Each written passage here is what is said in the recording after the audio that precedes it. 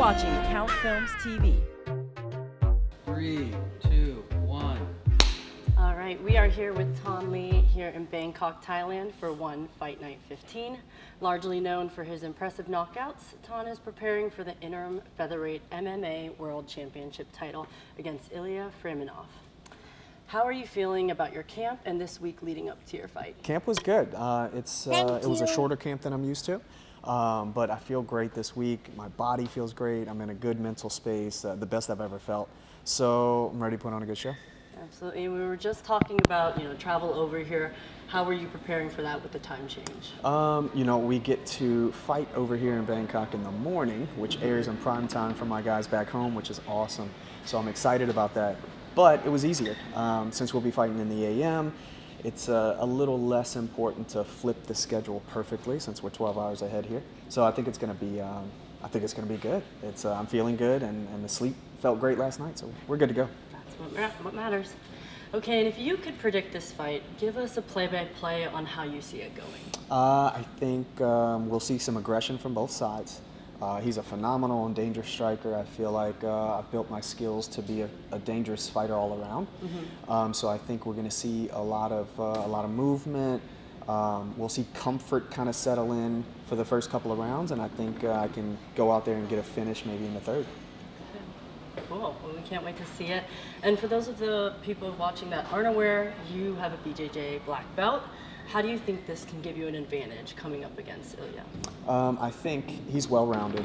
He's going to be dangerous either way, no matter where the fight goes. I think I have an advantage on the feet or on the ground.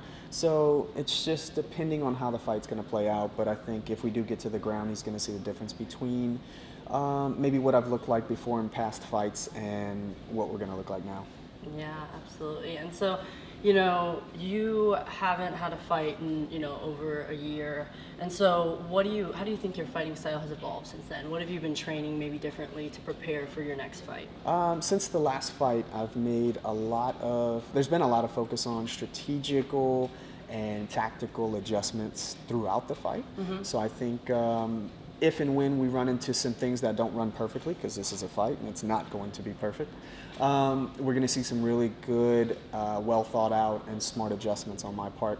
And I think that's been a big focus. And I think some of the controlled aggression is going to be a big piece too. Mm-hmm. Right, just being able to adapt on the spot. Yeah. Okay, and then obviously, this was booked last minute with Ilya. You're not able to rematch Tang due to his injuries. How are you feeling about that? No, obviously I wanted to fight Tang. He's got my belt, and we have some unfinished business. That was my first decision ever. That's not going to happen again. So hopefully my one and only decision.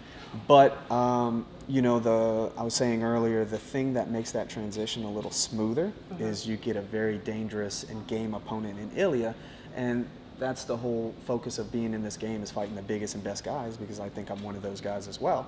So it makes the transition a little easier when you have your eyes set on something that you want back, but they put somebody that's very dangerous in front of you. Thank you. Just gotta get past him. Yep, you got it. Okay, well, stay tuned this weekend. We have Thanh fighting for the interim title, and we're excited to see it. Thank you. Good luck. Thank you. You're watching Count Films TV.